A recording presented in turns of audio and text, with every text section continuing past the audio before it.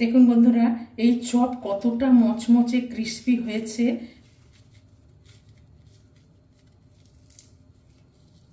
দেখুন চপে বেসনের লেয়ার কত পাতলা, ভেতরে পুরে ভর্তি। এই মচমচে ফুলকপির চপ এইভাবে একবার বাড়িতে বানিয়ে ফেলুন।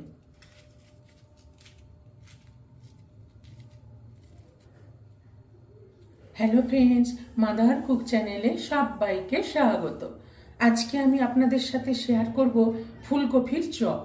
শীতের দিনের সন্ধ্যায় চায়ের সাথে এই গরম গরম ফুলকপির চপ খেতে দারুণই লাগে। এই ফুলকপির চপ বানাবার জন্য এখানে আমি একটা ছোট সাইজের ফুলকপি নিয়ে নিয়েছি। এই ফুলকপিটাকে আমি কেটে ভালো করে ধুয়ে নেব। ফুলকপিটা কেটে ভালো করে ধুয়ে পরিষ্কার করে এরকম ছোট ছোট টুকরো করে কেটে রেখেছি। তো ফুলকপিটাকে আমি প্রথমে একটু সেদ্ধ করে নেব। ফুলকপিটাকে সেদ্ধ করার জন্য আমি গ্যাসে একটা কড়াই চাপিয়ে বেশ খানিকটা জল দিয়ে দিয়েছি। জলটাকে গরম করে নিয়েছি। এই জলের মধ্যে আমি লবণ দিয়ে দিলাম। লবণটাকে একটু ভালো করে নেড়ে মিশিয়ে নেব। এবার এখানে কেটে রাখা ফুলকপিগুলো দিয়ে দেবো। ফুলকপিগুলো দিয়ে ভালো করে জলের মধ্যে ডুবিয়ে দেব, দিয়ে একটু ঢেকে দেব, দিয়ে ভালো করে একটু ফুটিয়ে কপিটাকে হালকা করে সেদ্ধ করে নেব।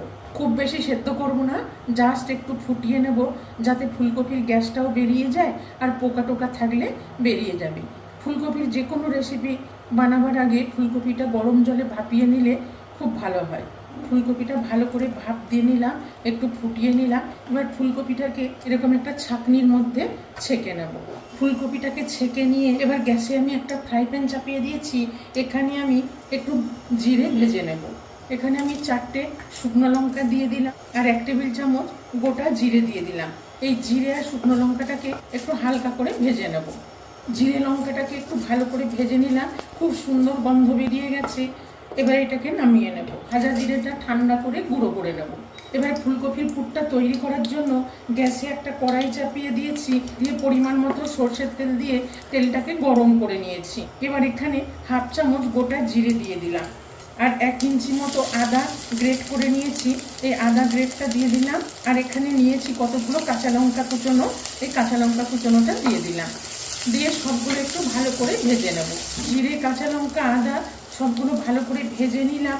এবার এখানে ফুলকপিটা যে ভাপিয়ে ছেঁকে রেখেছি এই ফুলকপিটা দিয়ে দিলাম, দিয়ে একটু হাই ফ্লেমে রেখে ফুলকপিটাকে একটু ভাজা ভাজা করে নেব।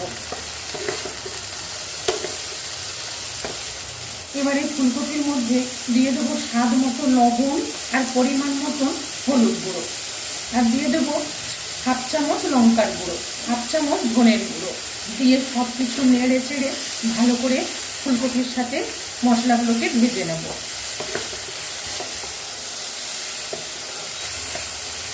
সব কিছু দিয়ে নেড়ে নিলাম, দিয়ে এবার একটু ঢেকে দেব, দিয়ে ফুলকপিটাকে আরও একটু ভালো করে সেদ্ধ করে নেব। ফুলকপিটাকে আমি ঢেকে ঢেকে অনেকটাই নরম করে নিয়েছি, অনেকটাই ভাজা হয়ে গেছে, সেদ্ধ হয়ে গেছে। এবার ফুলকপিটাকে এই হাতা দিয়ে দিয়ে আর একটু থেতলে দেব। এবার দেখুন এখানে আমি 3টে মিডিয়াম সাইজ আলুকে সেদ্ধ করে রেখেছি আগের থেকে।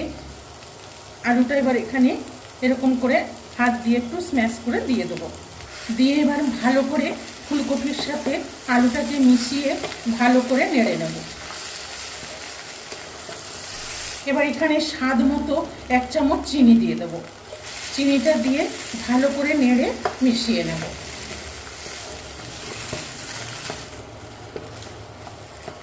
আলু আর ফুলকপিটা দিয়ে ভালো করে নেড়ে মিশিয়ে নিলাম, পুরো মিক্স হয়ে গেছে। এবার এখানে স্বাদ মতো আমি আরও 1 চামচ লবণ দিয়ে দিলাম, তবে ঝাল লবণটা আপনারা আপনাদের স্বাদ মতন দিয়ে দেবেন। আর এখানে যে জিরে শুকনো লঙ্কাটা ভেজে গুঁড়ো করে নিয়েছি এই গুঁড়ো ভাজা মশলাটা দিয়ে দিলাম, আর এখানে দিয়ে দেবো 1/4 চামচ গরম মশলার গুঁড়ো, আর দিয়ে দেবো কিছুটা ধনেপাতা কুচোনো, আর দিয়ে দেবো এখানে আমি কিছুটা চিনে বাদাম ভেজে একটু গুঁড়ো করে নিয়েছি। দেখুন একটু গোটা গোটাও আছে, একটু গুঁড়ো করে নিয়েছি। এই চিনে বাদাম ভাজা গুঁড়োটা দিয়ে দেবো, দিয়ে সব কিছু একসাথে ভালো করে মিশিয়ে নেড়ে নেব। তো এই ভাজা মশলাটা কিন্তু অবশ্যই দেবে। ভাজা মশলাটা দিলে এই চপের পুরটা খেতে ভীষণই টেস্টি হয় আর গন্ধটাও খুব সুন্দর আসে। আর বাদাম ভাজাটা অপশনাল, আপনারা না দিলে নাও দিতে পারেন। তো বাদাম ভাজাটা দিলে এই চপের পুরটা খেতে খুব ভালো হয়। সব কিছু দিয়ে নেড়ে চেড়ে ভালো করে মিশিয়ে নিলাম। দেখুন চপের পুর একদম রেডি হয়ে গেছে। খুব সুন্দর আঠা আঠা ঝাল ঝাল স্পাইসি ফুলকপির পুর তৈরি হয়ে গেল। শীতের সন্ধ্যায় এরকম ঝাল ঝাল স্পাইসি পুর দিয়ে ফুলকপির চপ খেতে অসাধারণ লাগে। তো এবার গ্যাসের ফ্লেমটা আমি অফ করে দেবো, দিয়ে পুরটাকে একটু ঠান্ডা করে নেব। ফুলকপির পুরটা ঠান্ডা হতে হতে এবার চপের ব্যাটারটা তৈরি করে নেব। তো এখানে একটা বাটি নিয়ে নিয়েছি, আর এরকম ছোট বাটির 1 বাটি আমি বেসন নিয়ে নিয়েছি। বেসনটা দিয়ে দিলাম। আর এখানে নিয়ে নিয়েছি এই বাটিরই 4 ভাগের 1 ভাগ চালের গুঁড়ো নিয়ে নিয়েছি। এই চালের গুঁড়োটা দিয়ে দিলাম। এখানে এবার দিয়ে দেবো স্বাদ মতো লবণ, অল্প একটু হলুদ গুঁড়ো আর একটু লঙ্কার গুঁড়ো দিয়ে শুকনো উপকরণগুলো ভালো করে নেড়ে মিশিয়ে নিলাম। এবারে এখানে অল্প অল্প জল দিয়ে ব্যাটারটা তৈরি করে নেব। একবারে বেশি জল দেব না, এরকম অল্প অল্প জল দিয়ে ব্যাটারটাকে তৈরি করে নেব।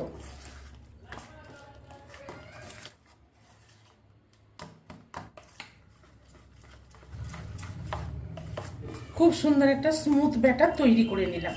এবার ব্যাটারটাকে আমি একটু ঢেকে রেখে দেবো 5 মিনিট। ততক্ষণে আমি চপগুলো বানিয়ে নেব। দেখুন বন্ধুরা, চপের পুরটাকে আমি ঠান্ডা করে নিয়েছি। এবার আমি এখান থেকে কিছুটা করে নিয়ে চপের আকারে গড়ে নেব।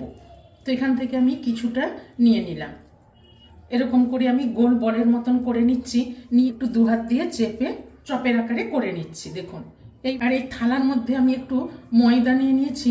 ময়দাটা একটু ছড়িয়ে দেব, যাতে চপগুলো থালার মধ্যে রাখলে থালার মধ্যে ছিটে না যায়। এখান থেকে আবার কিছুটা নিয়ে হাত দিয়ে এরকম করে গোল করে 2 হাতের তালু দিয়ে একটু চ্যাপ্টা করে নেব। চপ যেমন করে করে এরকমভাবে একটু চপের আকারে গড়ে নিচ্ছি। এইভাবে সব চপগুলো আমি বানিয়ে নেব। সব চপগুলো তৈরি করে নিলাম। এবার চপগুলোকে ভেজে নেব। আর এখানে দেখুন বেসনের ব্যাটারটা যে আমি তৈরি করে রেখেছিলাম খুব সুন্দর সেট হয়ে গেছে। ব্যাটারের ঘনত্বটা দেখুন এইরকম হবে, খুব বেশি পাতলাও না, খুব বেশি ভারীও না। এবার আর একটু ভালো করে ফেটিয়ে নেব। এখানে আমি 1/4 চামচ চিনি দিয়ে দিয়েছি, ওটা স্কিপ করে গেছে। খুব সুন্দর করে ফেটিয়ে নিলাম। দেখুন ব্যাটারটা কতটা স্মুথ হয়েছে, খুব সুন্দর হয়েছে। এবার আমি এইটাকে সরিয়ে নিয়ে গ্যাসে কড়াইটা চাপিয়ে দেব। গ্যাসে একটা প্যান চাপিয়ে দিয়েছি, দিয়ে বেশ খানিকটা রিফাইন্ড অয়েল দিয়ে দিয়েছি। এবার এখানে তেলটা হালকা গরম করে নিয়েছি। এই তেলের থেকে আমি দেখুন 1 টেবিল চামচ তেল নিয়ে এই ব্যাটারের মধ্যে দিয়ে দেবো। দিয়ে বেসনের সাথে ভালো করে নেড়ে মিশিয়ে নেব। এই ব্যাটারের মধ্যে হালকা গরম তেল দিলে চপগুলো খুবই মচমচে হয়, ক্রিস্পি হয়, আর খেতে খুব ভালো লাগে। দিয়ে ভালো করে ফেটিয়ে নেব। খুব সুন্দর করে ফেটিয়ে নিলাম। ব্যাটারটা দেখুন কতটা সুন্দর স্মুথ হয়েছে। খুব সুন্দর একটা স্মুথ ব্যাটার তৈরি হয়ে গেল। এবার আমি এখানে চপগুলো ডুবিয়ে ভেজে নেব। তেলটা গরম হয়ে গেছে। এবার এই ব্যাটারটার মধ্যে একটা চপ নিয়ে নিয়েছি। চামচের সাহায্যে আমি এইভাবে ছেড়ে দেব। আবার একটা এখানে চপ দিয়ে দিয়েছি, দিয়ে দেখুন এইভাবে নিয়ে ডুবিয়ে দিয়ে দিলাম। দেখুন দেবার সাথে সাথে কতটা ফুলে উঠছে। দিয়ে একবার উল্টে দেব। গ্যাসের ফ্লেমটা লো টু মিডিয়ামে রেখে চপগুলোকে ভেজে নেব। দেখেই বুঝতে পারছেন বন্ধুরা এই ফুলকপির চপ কতটা সুন্দর হয়েছে, আর এটি খেতে ততটাই টেস্টি। এইভাবে একবার ফুলকপির চপ বাড়িতে বানিয়ে দেখুন, এটি বারবার খেতে ইচ্ছে করবে। উল্টে পাল্টে চপগুলোকে ব্রাউন করে ভেজে নেব। খুব সুন্দর করে ভেজে নিলাম ব্রাউন করে। এবার এই চপ দুটো উঠিয়ে নিলাম। এইভাবে প্রত্যেকটা চপ আমি ভেজে নেব।